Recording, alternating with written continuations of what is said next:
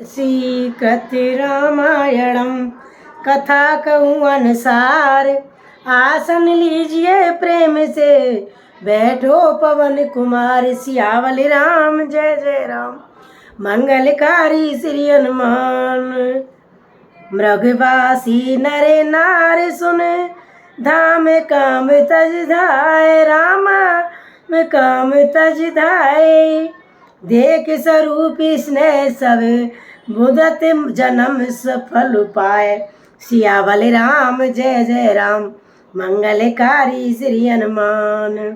मंगल भवन मंगल हारी द्रिवौ सुदशरथ अजर बिहारी।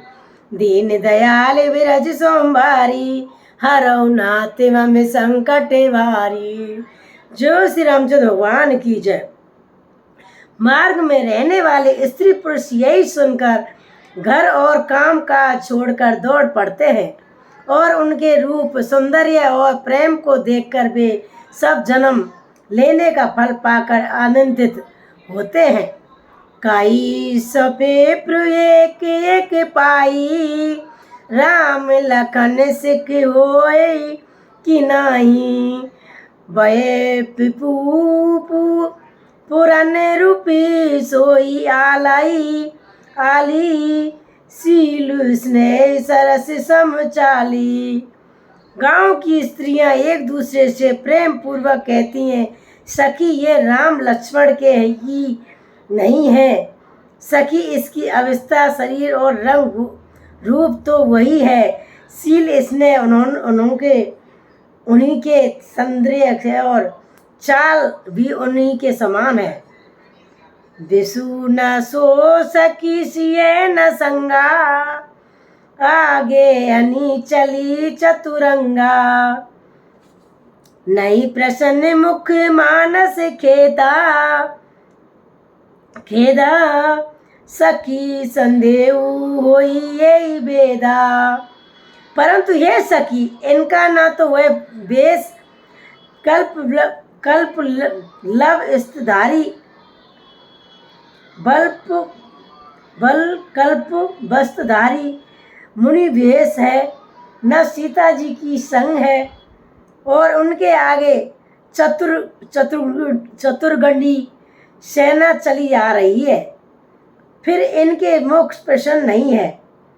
इनके मन में खेद है। हे सखी इसी वेद के कारण संदेह होता है। तासु तरक तय गन मन मानी कई सकल तेई समना श्यानी। तेई सरई बानी बुर पूजी बोली मधुर बचन तेई दूजी। उसका तर्क युक्ति अन्य स्त्रियों के मन भाया और सब कहती हैं कि इसके समान श्यानी चतुर कोई नहीं है। उसकी सराहना करके और तेरी बाणी सत्य है। इस प्रकार उसका सम्मान करके दूसरी स्त्री मीठे वचन बोली। कई समेत सब कथा प्रसंगु यही विधि राम राज रस पंगु भंगु। भरत बहुर सराहने लागी सीले स्नेह सुभाय सुभागी।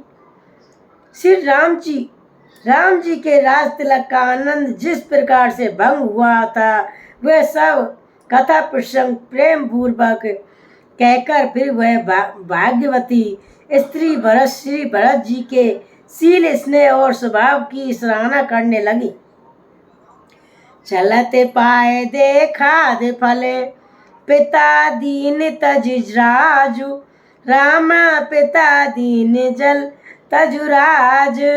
जात मनावन रघुबरई भरत सरस को आज।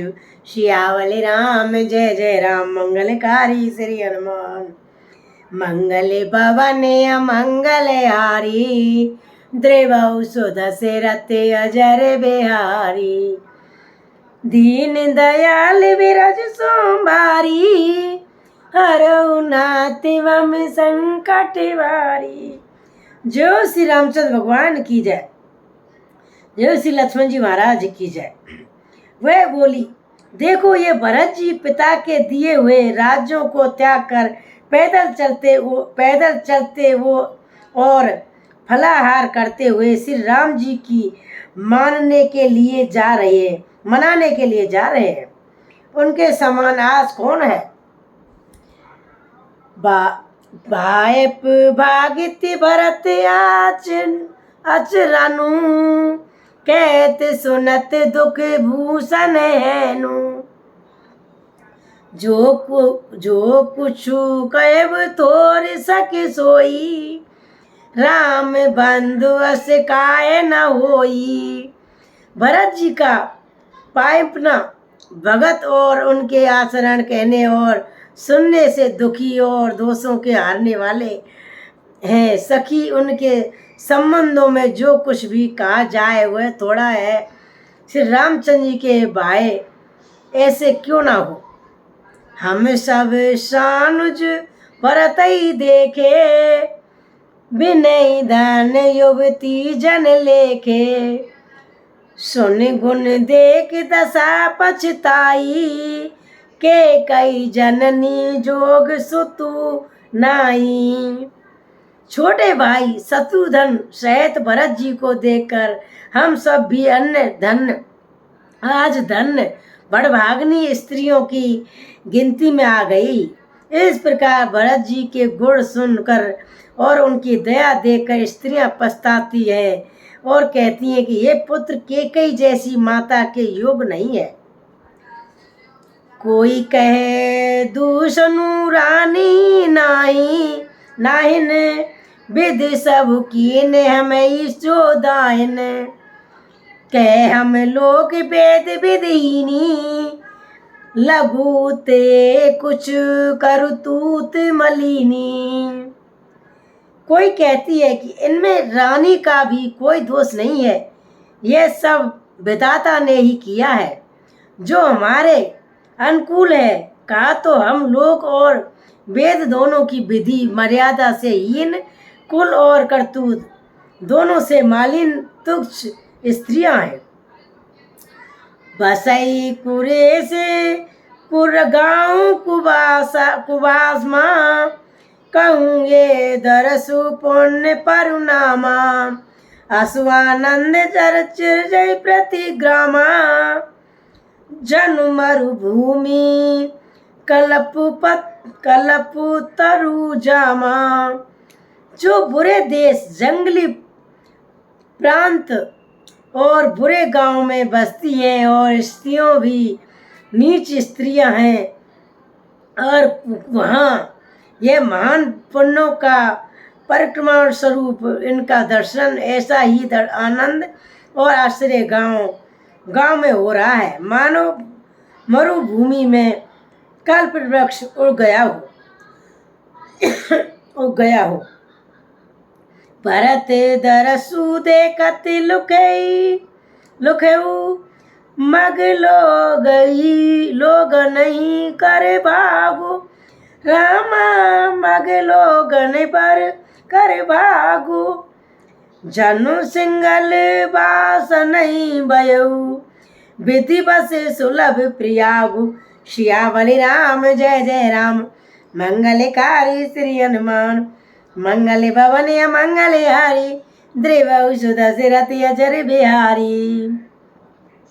भरत जी का स्वरूप देखते ही रास्ते में रहने वाले लोगों के भाग खुल गए। मानो देव योग से सेंग लदीप के बसने वालों को तीर्थराज प्रयाग सुलभ हो गया हो। निज गुण सयत राम गुण गाथा सुनत जाए सुमरत रघुनाथा। तीरथ मुनि आश्रम सुर धामा निरखी निज वही करई प्रणामा। इस प्रकार अपने गुणों सहित श्री रामचंद्र जी के गुणों को कथा सुनते और श्री रघुनाथ जी को स्मरण करते हुए भरत जी चले आ रहे हैं। वे तीर्थ देखकर स्नान और मुनियों के आश्रम तथा देवताओं के मंदिर देखकर प्रणाम करते हैं। करते हैं। लखन सपन यही नीक न होई, कठिन कुछ आए सुनाए ही कोई। अस कई बधु समेत नाने, पूजय पुरारी साधु सन्माने। और बोले लक्ष्मण, यह शुभ शुभ वस्त्र स्वस्त्र अच्छा नहीं है, यह स्वप्न अच्छा नहीं है। कोई भीषण कुछ समाचार, बहुत ही बुरी खबर सुनावेगा। ऐसा कहकर उन्होंने भाई सहित स्नान किया और त्रिपुरारी महादेव जी की पूजन करके साधुओं का सम्मान किया। सन्मान सुर मुनि बंदे वेद, बैठे उतारे देश देखत भये। नभ धूर खग मृग भूर भागे, बिकले प्रभु आश्रम गए। तुलसी उठे अवलोकी को, कारणु कार्य चित संकुचित रहे। सब समाचार करात को लई, आयते अवसर कहे। देवताओं का सम्मान पूजन और मुनियों की वेदना करके श्री रामचंद्र जी बैठ गए और उत्तर दिशा की ओर देखने लगे।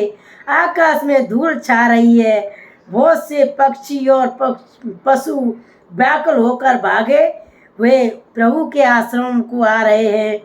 तुलसीदास जी कहते हैं कि प्रभु श्री रामचंद्र जी यह देखकर उठे और सोचने लगे कि क्या कारण है। वे चित्त में आश्चर्ययुक्त हो गए।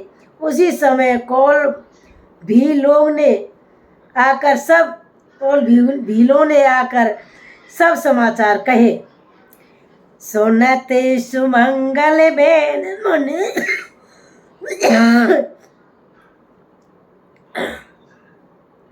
प्रमोदित तन पुलक भय।